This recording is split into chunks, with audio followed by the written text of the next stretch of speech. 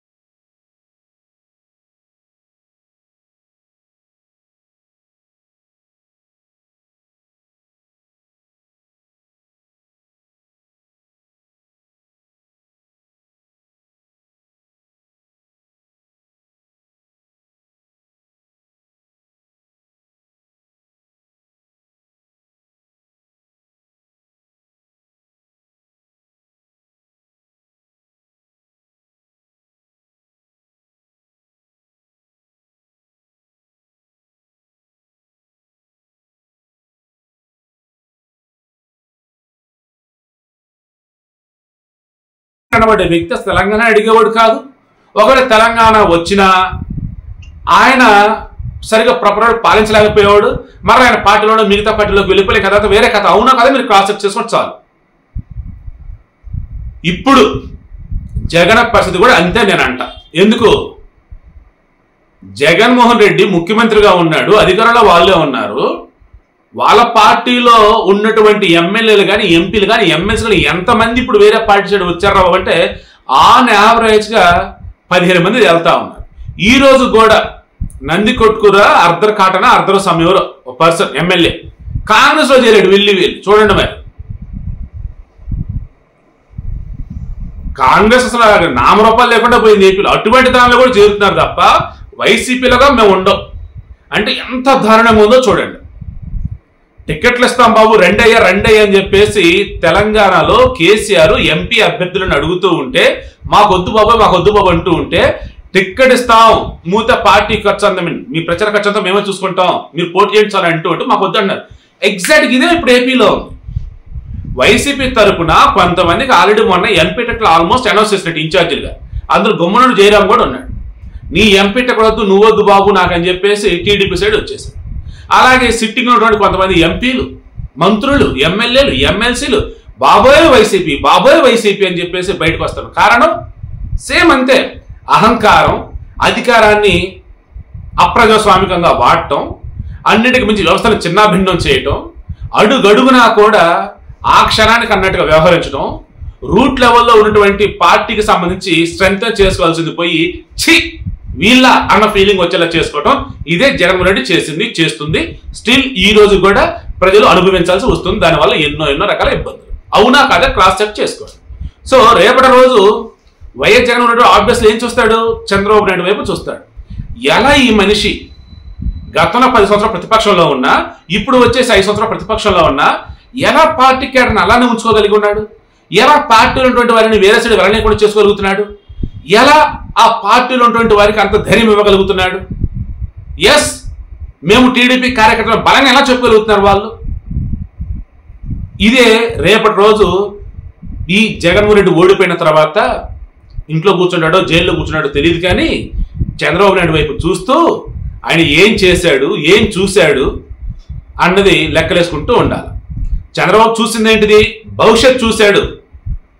అటల్ బిహారీ వాజ్పేయి గారిది ఆయన ఒక ఆత్మకథ G5లో రీసెంట్ రిలీజ్ చూడండి, సూపర్ సినిమా. అందులో భారతీయ జనసంఘ్ తరఫున వాళ్ళు కంటెస్ట్ చేసినప్పుడు ఇద్దరు ఒకసారి 4 గెలుస్తారు, ఐ థింక్ తర్వాత ఇద్దరు, ఈ మధ్యలో మరి కొంతమంది. బట్ గవర్నమెంట్ రావడానికి చాలా టైం పట్టింది వాళ్ళకి. ఓకేనా? నెహ్రూ టైంలో కూడా ఆయన మాట్లాడిన చూసి నెహ్రూ అంటాడు, మార్క్ మై వర్డ్స్, అతను ప్రధానమంత్రి దేశానికి ఏదో రోజు అంటాడు. అండ్ ఆ తర్వాత కొన్ని సందర్భాలలో ఈ వాజ్పేయి ఏమంటాడంటే, ఈరోజు మనం 2 4 10 మంది అవ్వచ్చుగాక, రేపటి రోజు ఈ దేశాన్ని పరిపాలించే విధంగా మన యొక్క సీట్లను పెంచుకుంటాం, మన యొక్క స్ట్రెంత్ని పెంచుకుంటాం అన్నట్టు చెప్పుకుంటూ వస్తాడు. ఒక ప్రాపర్ లీడర్షిప్ క్వాలిటీస్ ఉన్నటువంటి వాళ్ళు ఆ క్షణానికి సంబంధించి అడుగులు వేరండి. చంద్రబాబు నాయుడు కూడా అటువంటి వాడు. అందుకే ప్రపంచవ్యాప్తంగా ఉన్నటువంటి ఉద్దండులలో రాజకీయ పరంగా, బిజినెస్ పరంగా మొత్తం తీసుకుంటూ ఉన్న 1999 తర్వాత 2004 మధ్యలో చూసుకుంటూ ఉన్నప్పుడు వన్ ఆఫ్ ద పర్సన్ ఈయన ఉన్నాడు. నాకు తెలిసి టాప్ 15 లోపలే ఉన్నాడు. అసలు ఇండియాలో ఈయన తప్ప ఎవరూ లేరు. అసలు ఎలా ఏంటంటే ఆయన యొక్క ఆలోచనలు, ఆయన యొక్క ఫ్యూచర్ ఫోర్కాస్టింగ్, ఆయన వేసే అడుగులు, ఈరోజు ఇక్కడే ఉండి 20 సంవత్సరాల తర్వాత ఇక్కడ ఎలా ఉండిద్ది అంటే ఇమాజిన్ చేయగల మనిషి, దాని తగ్గ ఇప్పుడు ఏం చేయాలంటే ఆలోచించగలిగే మనిషి. బెస్ట్ ఎగ్జాంపుల్ మీకు Hyderabad outer ring road, Shamshabad airport, Hyderabad metro, ఇవన్నీ కూడా బాబు చంద్రబాబు నాయుడు సమయంలో ఆయన ఆలోచించడమే, ఆయన అడుగులు వేసినవే. అప్పుడు పేపర్ల మీద ఉన్నాయి, ఆ తర్వాత వచ్చి గ్రౌండ్ మీదకి వచ్చింది. ఇది చంద్రబాబు నాయుడు అంటే. అమరావతి విషయంలో కూడా ఒక అద్భుతాన్ని ఆవిష్కరించే అవకాశం జగన్మోహన్ రెడ్డికి వస్తే చేతగానితనం వల్ల, అహంకారం వల్ల, రకరకాల ఇది వల్ల ఆ మనిషి వచ్చేసి కుక్కలు చెప్పిన విస్తరణ చేసినట్టు చేద్దామనుకున్నాడు. బట్ ప్రజలు మాత్రం స్ట్రాంగ్గా నిలబడ్డారు. ఎవరిని ఏం చేయాలో తెలుసు మాకు అని చెప్పేసి ఎన్నికల కోసం వెయిట్ చేస్తూ ఉన్నారు. ఇది చంద్రబాబు నాయుడు అయిన ఒక వ్యక్తికి సంబంధించి ఆయన గురించి ఆలోచిస్తున్న ప్రతి ఒక్కరికి అర్థం అవసరమైన విషయాలు. ఆంధ్రప్రదేశ్ రాష్ట్రంలో ఉన్నటువంటి వారికి, ప్రపంచవ్యాప్తంగా ఉన్నటువంటి తెలుగు వారందరికీ చంద్రబాబు నాయుడు అనే ఒక వ్యక్తి, ఓ వ్యక్తి కాదు ఓ శక్తి, ఆ శక్తి కూడా భవిష్యత్తుని ముందే చూడగలటువంటి ఓ గొప్ప లీడర్ అన్నది తెలియటం కోసమే ఇదిగో ఈ వీడియో నేను ఇస్తూ